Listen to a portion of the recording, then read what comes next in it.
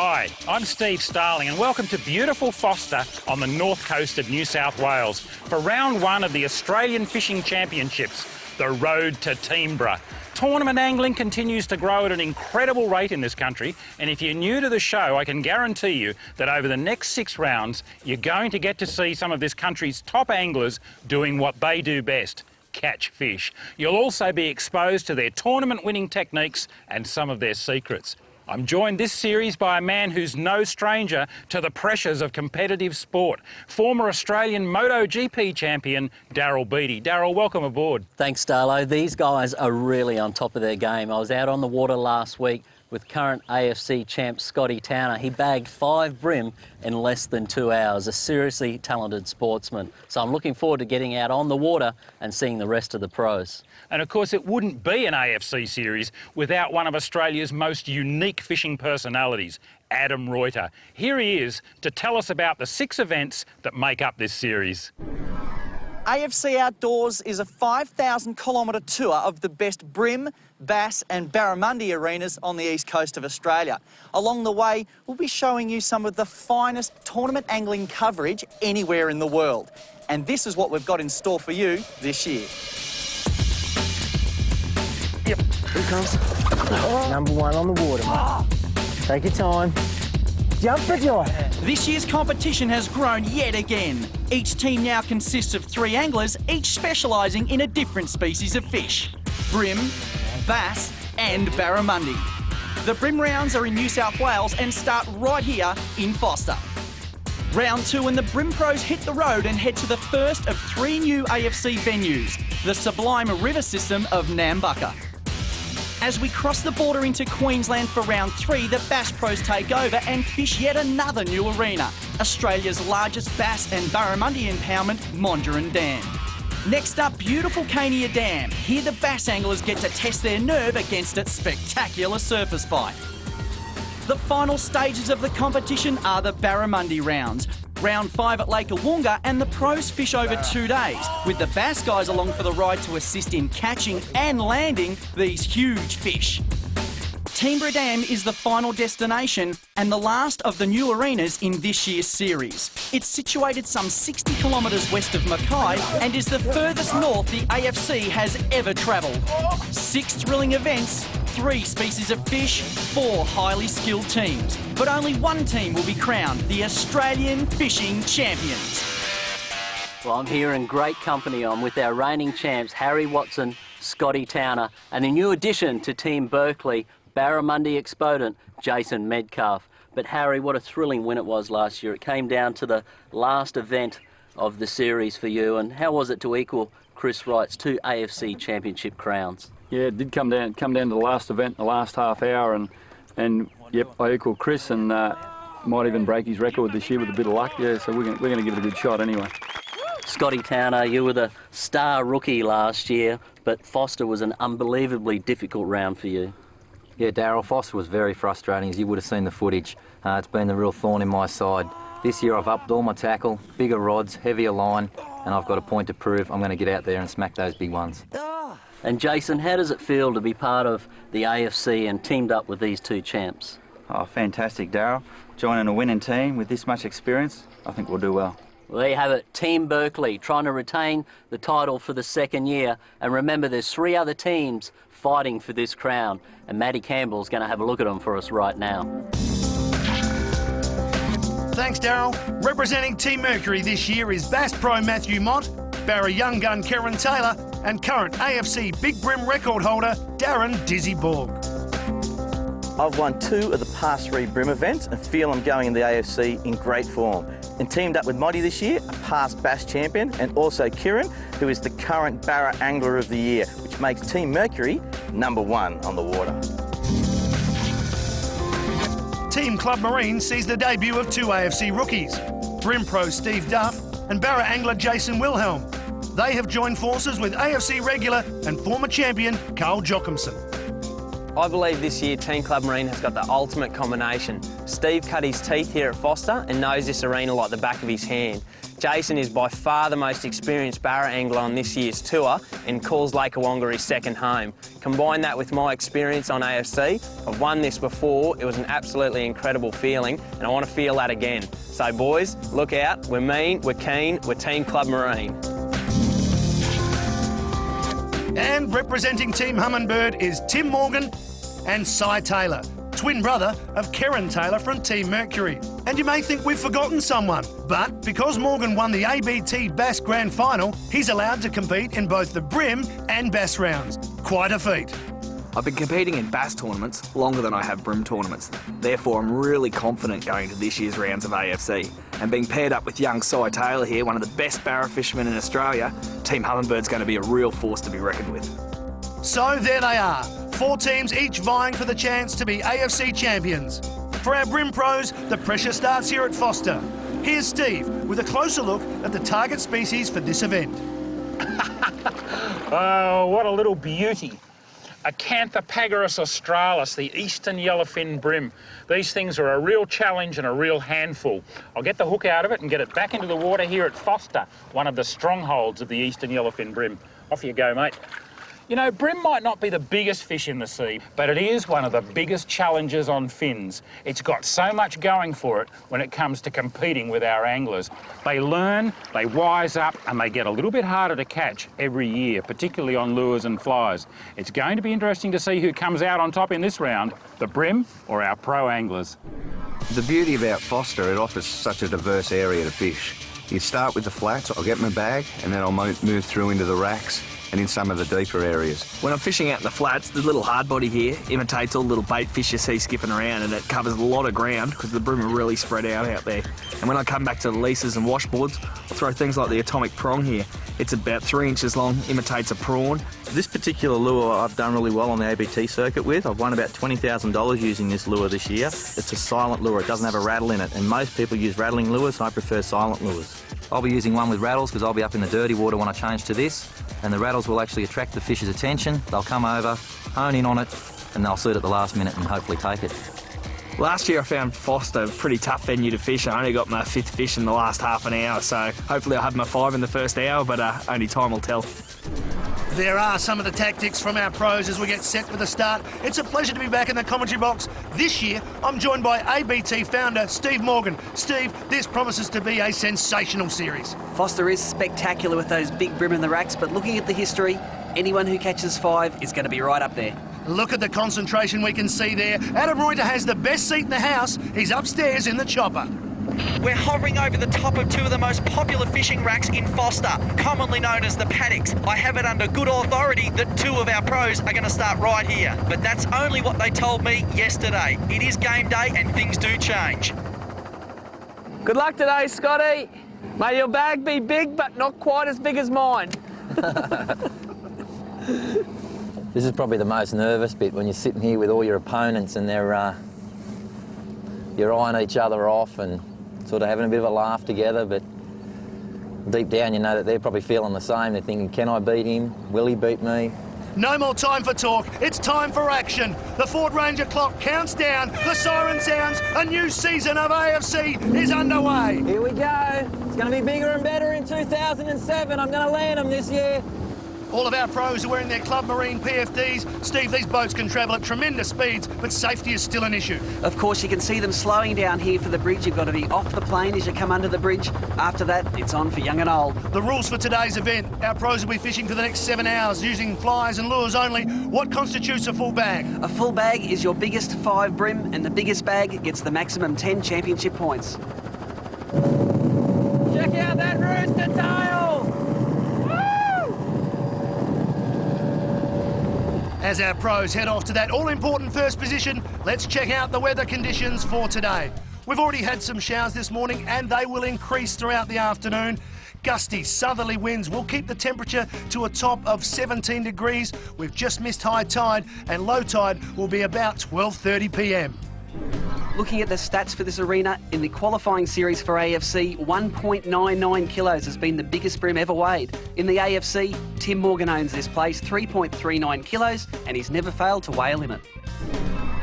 Well, there's Scotty Towner down there. The electric is in. He's only travelled for just on 7 minutes. He has a love-hate relationship with Forster and those oyster trays. As you can see, he's pulled up on the outside of a rack. He's going to fish the washboards. He must be confident that that area holds some good bream. Steve, no surprise that Scotty's gone straight to that position. He would have fished it yesterday in the pre-fish, but why the washboard? Look, the washboard for Scott's a really safe option. If he can get the fish away, he's got a real good chance of getting it to the net. And he's on straight away. This is a spectacular start for Scotty Towner. All right, I can back the drag off now. I've got the fish away from that wall. He'd probably be an all right sort of a fish.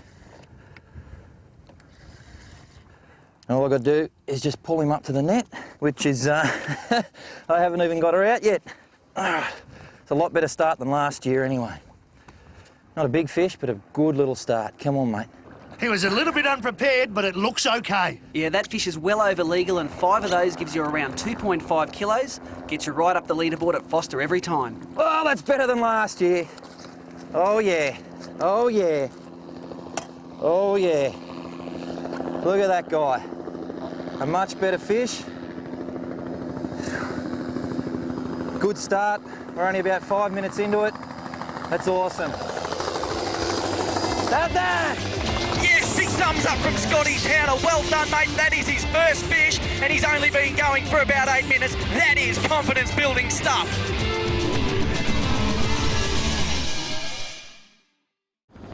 Welcome back to the Australian Fishing Championships in Forster. We're tracking now with Darren "Dizzy" Borg from Team Mercury, and by the looks of things, he's heading up into Wallace Lake.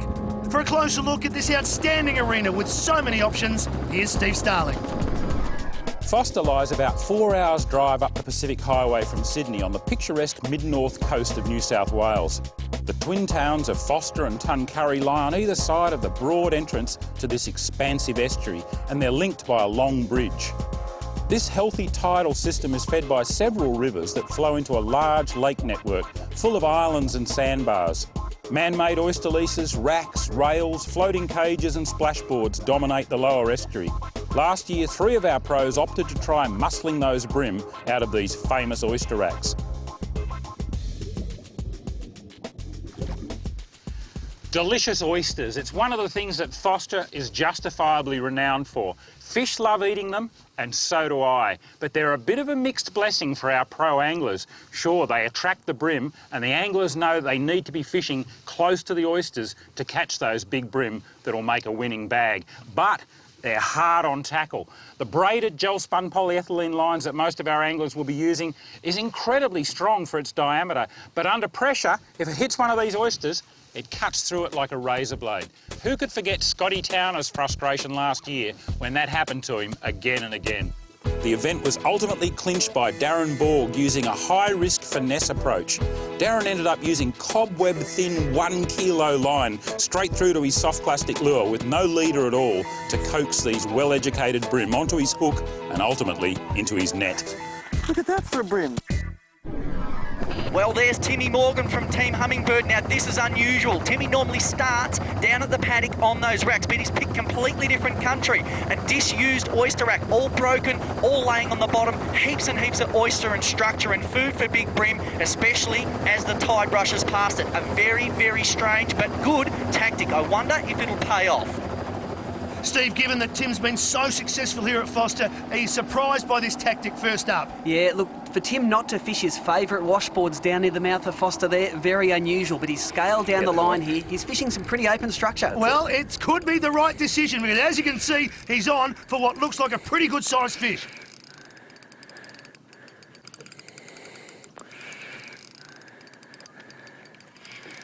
Much better.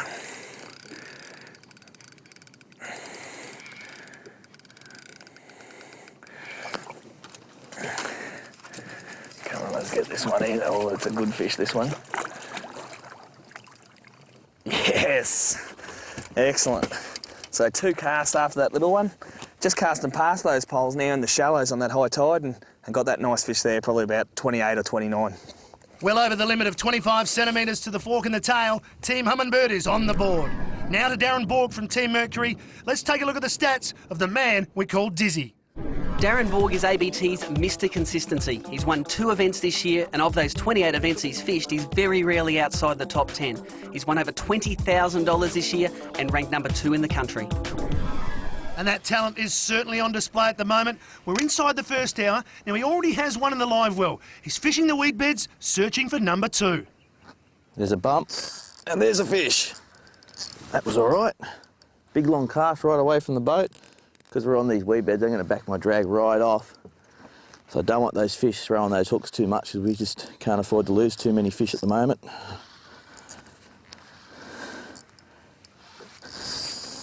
There he goes, he's seen the boat.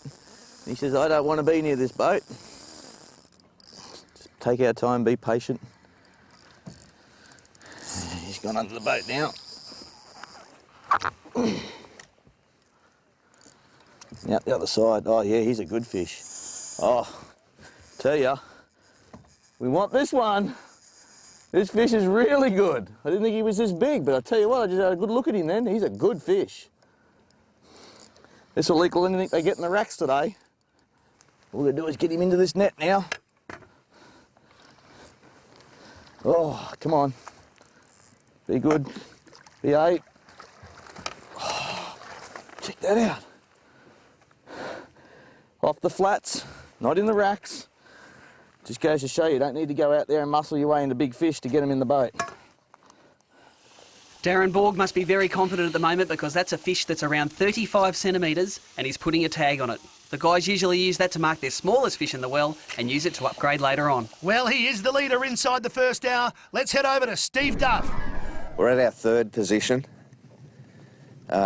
which is sort of a break up between 2 positions. We've got a flat on this side and we've got the floating racks over on the other side, which we're going to work our way across to.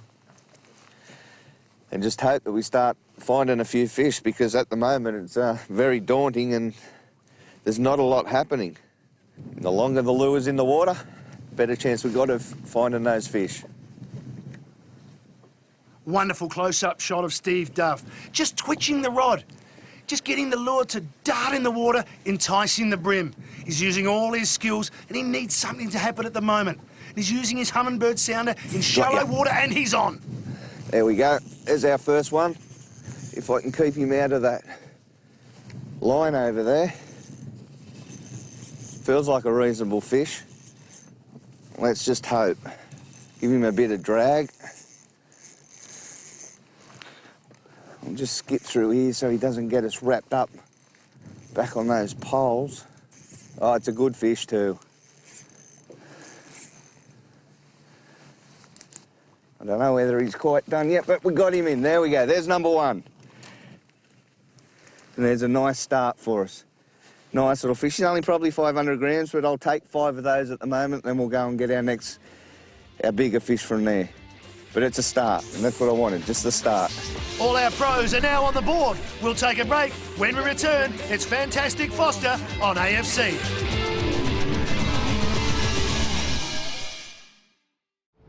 Welcome back to the Australian Fishing Championships from picturesque Forster. And all our pros are fishing catch and release, but I'm not sure about some of the locals. Here's Scotty Towner from Team Berkley. 1 in the live well. He got that very early in the morning, inside 2 hours, looking for 2. Big posts like the one there that I just cast to, they're great to target because they've got a rounder sort of base on them as they go down. Good hiding sort of spot for a fish. Yep. Oh, look at him with it. Those other guys with him. Oh. Keep on forgetting to bring the net up. There he goes. And that's another good fish for Scotty in his live well. Scotty's fishing these washboards on the outside of the racks. To get his lure in there, he's doing what's called a skip cast. And if you look at how a skip cast works, you bounce your lure before the board, it hits the backboard and drops back down into the shade, exactly where the fish are. Starlo caught up with Scotty and Steve Duff after the pre-fish. I'm having a fish with Steve Duff from Team Club Marine and Scott Towner from Team Berkley. Steve Duff, you're the BREAM rookie this year. Bit of pressure on you? There's a lot of pressure on me, Steve. They're the 3 who I consider the 3 best bream anglers in the country that I'm fishing against, so there's a lot of pressure on me. I've got to be on my game for the whole time. So, Scott, how was it fishing a year of the ABT as the reigning AFC champion? It didn't feel that different. I think I got a lot more respect from other anglers. They actually saw my style and, you know, sort of come up and congratulated me. And, you know, it sort of feels good when everyone out there respects you, what you're doing, and they consider you to be one of the best. Steve, you've had a pretty illustrious ABT career. What's the standout highlight? Definitely last year's grand final. To go to a venue at Ballina that I've never fished before and actually win the grand final there, it's right up there. What about you, Scotty? What's your standout from both ABT and AFC? I definitely have to say the barra round was really good last year for me. You know, I caught my first barra, as you know. But I'd probably say this year at Taru, the Super Series, I took out the first Super Series, so that's always, you know, an honour to take out the first of a major series. Well, two guys who really know their stuff when it comes to BREAM. Let's see how they fare in this round. And we're back now with Steve Duff from Team Club Marine, trying to prove himself in this elite group. You'll see where we're fishing here. I'm actually fishing what's known as floating racks, oyster racks that are tied to PVC pipe. I've got a preference for those over the fixed racks. One, it's better for the boat. You don't damage the boat when you're dragging it through there, but it's always sitting on top of the water. So the fish have always got somewhere to go and get in underneath.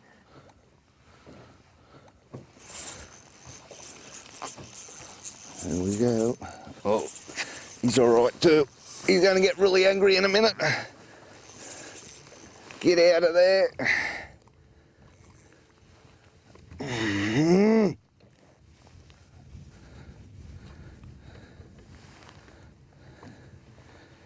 Don't swim around the bloody thing again.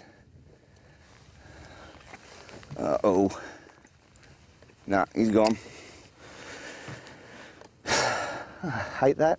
No joy for Team Club Marine. As we take a look at the replay, good rod bend there, looked like a good sized fish, but Steve, there's no room for error. Yeah, not at all at Forster. Those oysters are so sharp, if you have that fish swim the wrong way or make a bad decision, it's all going to end in tears. Well, Starlow, Steve Duff is down to a 3-pound leader. Last series, Darren Dizzy Borg was using a 2-pound leader, even in dirty water that has this clarity. Yeah, look, bream fishing is a constant trade-off between the finesse that you need to get the bite in the first place and then the power that you need to extract the fish from the cover. And as we just saw with Duffy, sometimes the trade-off doesn't pay. You get shredded, but you've got to go light to get the bite. He's off now. He's making a move. He got destroyed here. Let's see how he goes at his next spot. Well, as Steve Duff moves off, we head back to Dizzy Borg, sticking to his guns, sticking to his original plan. He's still in the same spot. Oh. Just about ready to lift it out of the water and the fish comes and bangs it right there. That's the second time this morning that's happened. And you've got to make every opportunity count here at Forster. There are 6 hook points on that lure. None of them stuck to that fish. There's definitely fish here and there's some good ones too. We just can't get them to be aggressive with that lure. Back to Scotty Towner. Now we see a change of tactic from him. He's moved away from the washboards. Now he's up against some broken structure. Steve, tell us a bit more about this boy from Barrel. Yeah, Scotty Towner is the #1 ranked bream angler in the country, and after you've fished 50 or so ABT events, you're going to have a cracking PB bag. 6.13 kilos down at Hobart in 2007. That's outstanding, and can he continue that form? He's on. Get out from under there, get out. Out you come. Get away.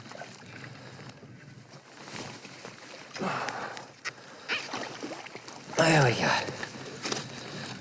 Well, I'm happy I came in here now. Not a big fish, but I mean, a bag of those guys, will go really well. Not biting real good, so we're going to start putting a bit of scent on our lures. We know the fish are here. We just can't get them to be aggressive.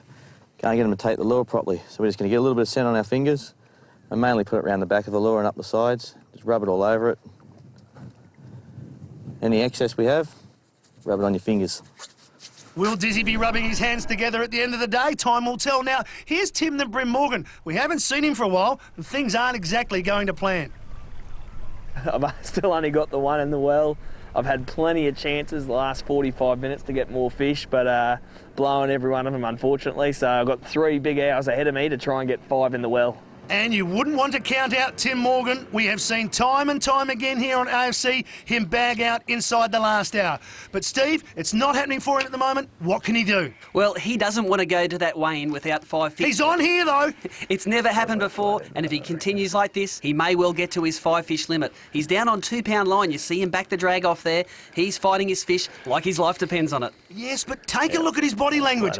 He's not too excited about this fish. Yeah, and we can probably see why, because, yep, that's a flathead. Great socially, but in a tournament, what it's worth is nothing. So just nice little flatty, back in and away she goes. Time for another break. When we return, plenty more action on AFC. Yes, sir. That's what we wanted. Welcome back to the Australian Fishing Championships, round 1 coming to you from Forster. And just for a change of pace, we're coming to you from underwater. As you can see, plenty of life around those flats, plenty of life, although not what we're looking for around the structures, and plenty of exactly what we are looking for. But back on top of the water, plenty of tourists enjoying the afternoon cruise.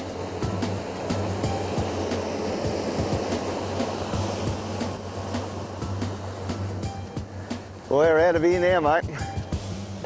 It is a tournament, but Steve, our pros always have to put up with extra boat traffic. Yeah, it is a weekend, but Tim Morgan's found himself a really quiet spot here, and look what he's doing. He's gone back to what he does best, fishing washboards in slightly deeper water.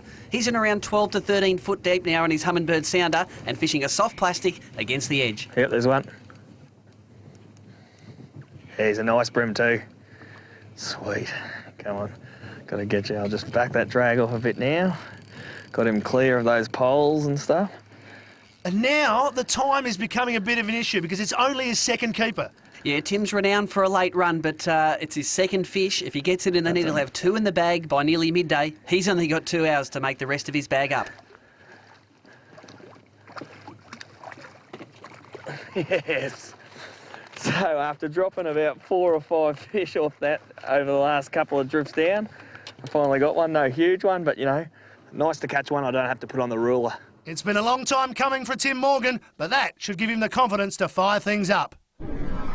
This is the hard-bodied lure that Stephen Duff has been using to catch his brim today. He's been placing nice long casts over the weed beds and working it back with a medium to slow roll retrieve and just a little bit of a rod tip flick at the same time. What that makes the lure do is on a standard flat retrieve, it's just going to swim side to side like that, and then when he gives the rod tip a little bit of a pump, it'll have a bit more of a jerky motion to it, and that's generally when the fish are going to grab it. They'll follow it, follow it, follow it, and then when it stops and jerks, pow!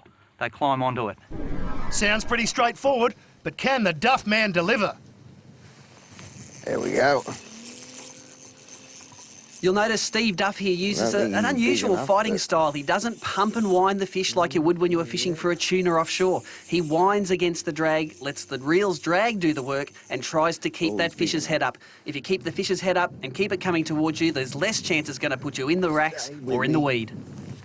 Come on, hop in the net. In the net. Yes, sir. That's what we wanted. That's what I really wanted. That is as good as any of the others that are in the net and in the well. That's what I was after. Club Marine now equal leaders with 3 in the well. Well,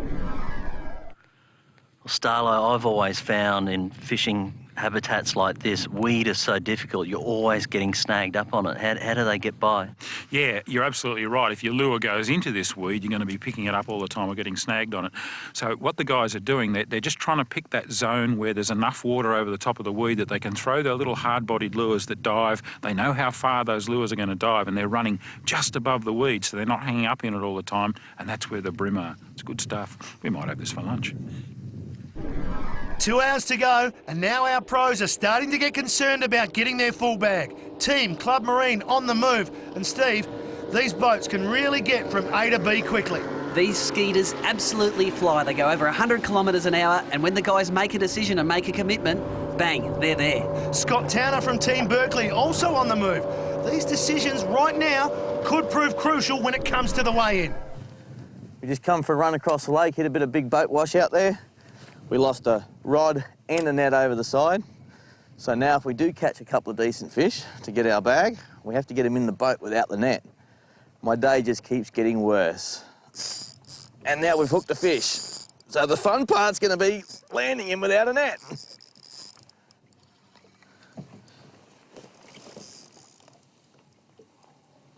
He wants to go under the boat. Oh, no, he's still there. Oh, I lost him. Must have just changed directions. Well, he's going to be a legal fish, and what I'm going to have to do is get him in the boat. Well, maybe we should have thrown the net overboard, because as soon as we lose the net, we've caught a legal fish. Oh, sometimes the day just as unbelievably goes wrong. Once the tide gets running here at Forster, it really has some speed and power to it, as it does in so many of our estuary systems around Australia. And it throws people off a little bit, particularly when they're fishing soft plastics on a lead head jig. They think they've got to go to a really heavy jig to get it down in that fast water. And that'd be true if you were casting across the current or down current, because that water would act on the line and lift the lure up. Be very, very hard to fish it along the bottom. But you know, by casting up current, 45 degrees across the current, or even further, straight up the current, you can still get that lead head jig down, because it's bouncing back towards you. You'll keep catching flathead, bream, whiting, jewfish, all those terrific things that we love to catch on our soft plastics.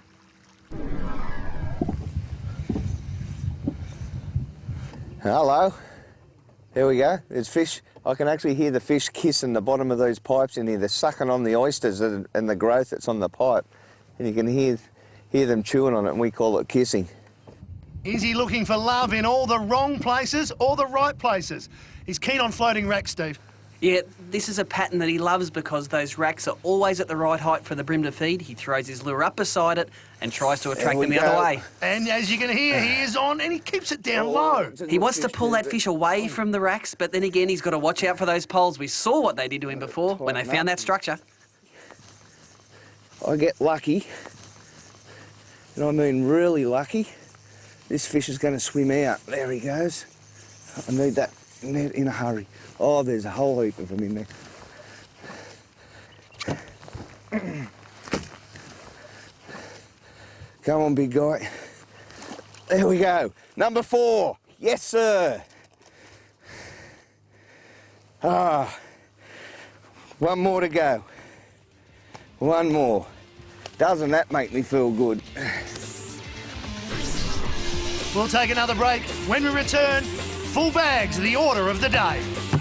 Oh, yeah. Well, let's get back to the action, and our arena overview map shows exactly where our pros are. That's right, Team Humminbird working those washboards on the way into the lake, while Team Club Marine and Team Berkley fishing those weed edges where the fish have been sitting all day. And of course, Dizzy Borg is returning time and time again to his magic spot in Wallace Lake. He has 4 in the live well, and that's exactly where we return. He's looking to bag out, searching for that elusive number 5. Oh, yes! We got one. And we dropped it. Dizzy losing that fish there, and I wonder if that braided line that he's using has no stretch and he's pulling those hooks out. Oh, whatever it is pretty aggressive. Keeps coming back and jumping on. It certainly wants to get caught, this fish. This is going to be a bit of fun.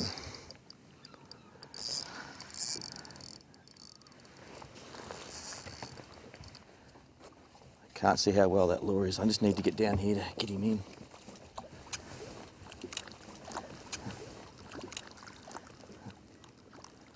Yes! Without a net.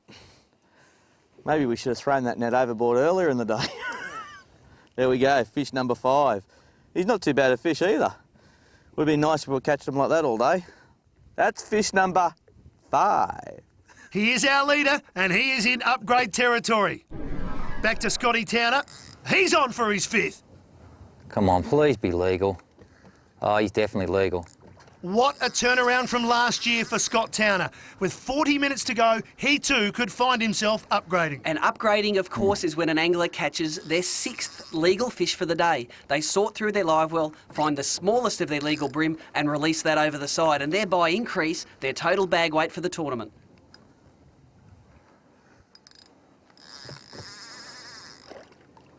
Up you come, mate. Up you come.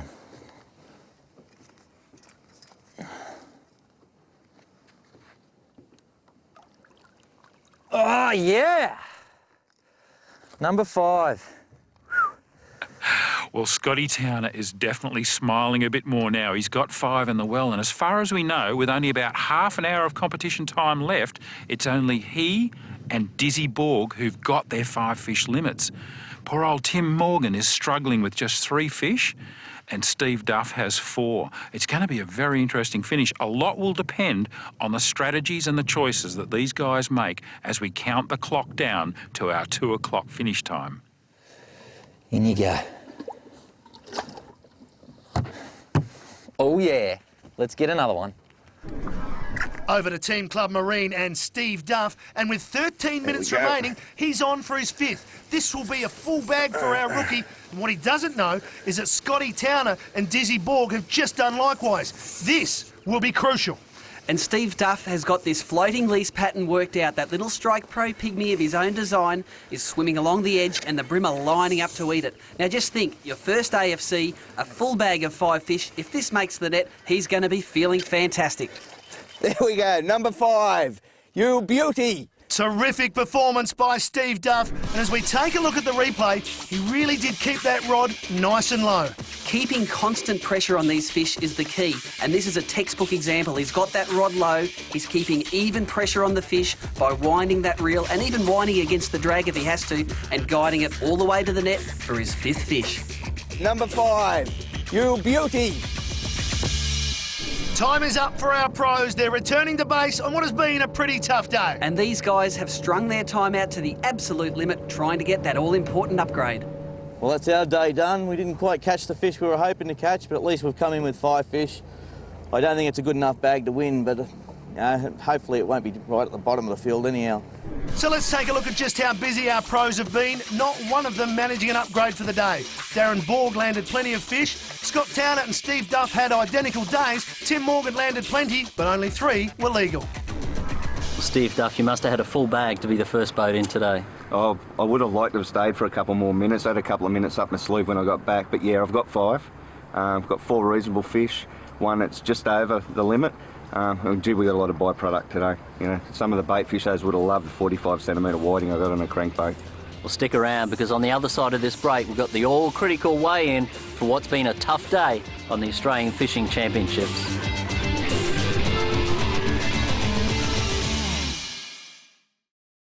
Welcome back to AFC Outdoors. We have completed round 1 here at Forster, and as some future AFC pros try to catch their first bream, it's time for the all-important weigh-in.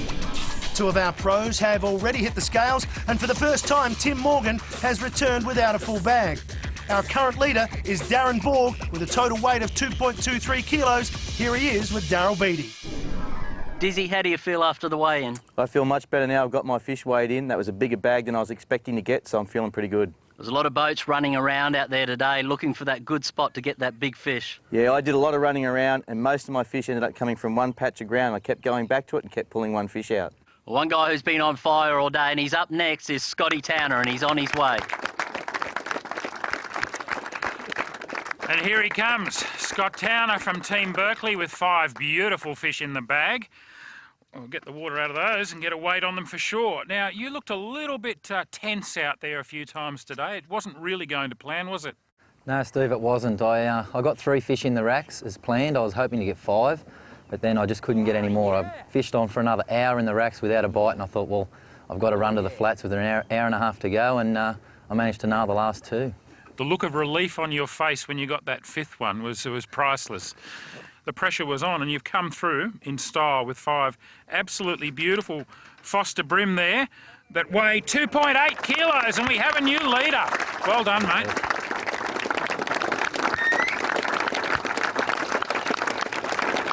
And This year's BREAM rookie on the AFC tour is Steve Duff from Team Club Marine, and we've made him wait till last to weigh in 5. Lovely BREAM. Steve, how was your day? It was tough. It was tough, as you saw when you were out there. I just grounded out all day, just kept grinding along different spots, mainly on the floating racks, and just picking a fish here, there, trying not to get smoked by too many, but I'm afraid there's one that did that's really going to hurt. That hurts, doesn't it? Now, we've got Scotty Towner standing over there on 2.8 kilos. I can pretty much tell you that you're not going to beat him. I'm not going to get Scotty. The mark you've got to try and knock off is 2.23 kilos, which is Darren Dizzy Borg's weight for second place, and I think it's going to be very, very close. And in fact, you have 2.24 kilos. It was close, all right. Done, Scotty. Well done, Duffman. Thank you. Excellent. And the 2 bonus points for the Aloha Boats Big Fish were shared by Darren Borg and Scott Towner, each coming in at 650 grams. Yeah, it was awesome to get first place here. Berkley are now in the lead by a clear 3 points. Nambucca's up next. Hopefully I can finish in the top 1 or 2 there and keep us on a good roll. And then Harry will take over in the bass. And when he does, I think Harry will do well there too. And then he'll just keep Jace going, and Jace will smash the barrel like he always does. So to the leaderboard after round 1, and Team Berkley out of the blocks with 11 points. In second, Team Club Marine on 8, 1 ahead of Team Mercury, with Team Humminbird bringing up the rear with 3. A great start for Team Berkley, and as always here on AFC, we're fishing catch and release, and our BREAM are back where they belong. Well, Darryl, a nail-bitingly tough first round of our new series of the AFC here at beautiful Forster on the north coast of New South Wales, and we saw it dominated by a style of bream fishing that we haven't seen a lot of before. Starlo, wasn't it unusual to see Scotty Towner and a lot of the other anglers way up there in the flats in that weedy area, especially Scotty Towner, who normally concentrates on the racks, to get down there? You knew it was going to be a tough day. It was a tough day, all right, but, you know, that change in game plan really paid off for Scotty Towner with his first ever AFC victory. It'll be interesting to see if he can carry that form as we travel further north to the gorgeous Nambucca River, part of our road to Teimbra Dam. That'll be next round, our final BREAM round for this series. You won't want to miss it. And meanwhile, if you want to find out more about anything that's happening in the AFC, check out the website at fishnet.com.au, and Darryl and I will catch you next round. Check out that root to dial! You want this one? This fish is really good. May your bag be big, but not quite as big as mine. Hate that. We might have this for lunch. Oh, yeah. Well done, mate. How's that? You beauty! That's what we wanted. 5 in the well. Couldn't be happier. That's what it's all about.